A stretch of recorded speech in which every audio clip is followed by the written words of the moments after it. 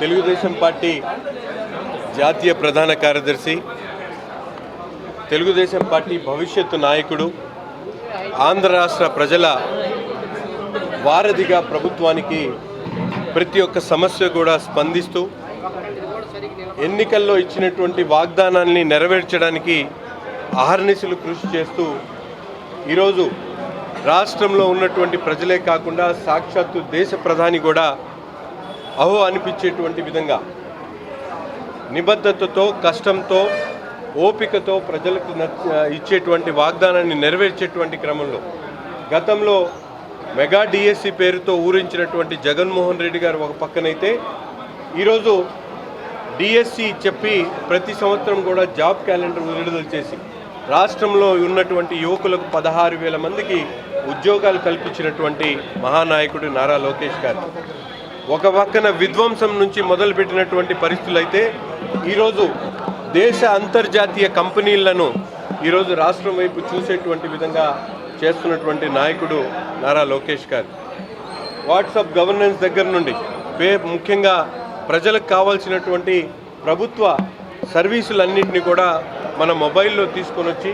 వినూతనమైనటువంటి పద్ధతిలో ప్రజారంజక పరిపాలనను కొనసాగిస్తున్నటువంటి పరిస్థితులు కానీ,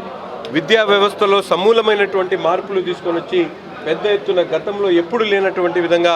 ఈరోజు ఎక్కడ కూడా మంత్రులకు సంబంధించినటువంటి ఫోటోలు కానీ, ముఖ్యమంత్రికి సంబంధించినటువంటి ఫోటోలు లేకుండా ఈరోజు ప్రపంచంలో ఎక్కడ లేనటువంటి విధంగా గొప్ప గొప్ప కార్యక్రమాలు చేస్తున్నటువంటి పరిస్థితులు కానీ,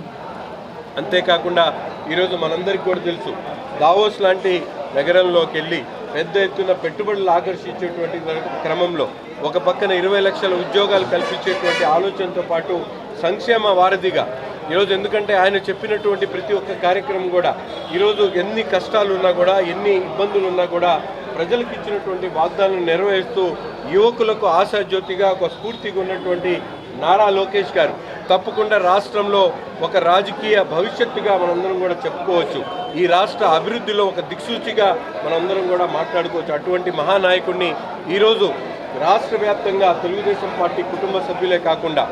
అలాగే ప్రజలు ముఖ్యంగా ఈరోజు పెద్ద ఎత్తున ఆయన జన్మదినాన్ని పురస్కరించుకొని ఒక వేడుకగా జరుపుకుంటున్నటువంటి పరిస్థితులు ఉన్నాయి. ఈరోజు గుంటూరు తూర్పు నియోజకవర్గంలో కూడా ఒక పండగ వాతావరణంలో ఒక నూతన స్ఫూర్తితో మా రాజకీయ పార్టీకి సంబంధించినటువంటి కార్యకర్తలు పెద్ద ఎత్తున వాడవాడలా కూడా ఈరోజు కార్యక్రమాలు చేయడమే కాకుండా పెద్ద ఎత్తున రక్తదాన శిబిరాన్ని నిర్వహించడం, అలాగే సాయంత్రం ఆయన చేసినటువంటి ప్రతి ఒక్క కార్యక్రమం గురించి కార్యకర్తల దగ్గర నుంచి ప్రజలకు తెలియజేసేటువంటి విధంగా ఒక 30 నిమిషాల పాటు డాక్యుమెంటరీని వెంకటేశ్వర విజ్ఞాన మందిరంలో ఏర్పాటు చేయడం జరిగింది. కాబట్టి ప్రతి ఒక్కరు కూడా ఆ కార్యక్రమానికి తప్పకుండా విచ్చేయాలని చెప్పి తెలియజేస్తూ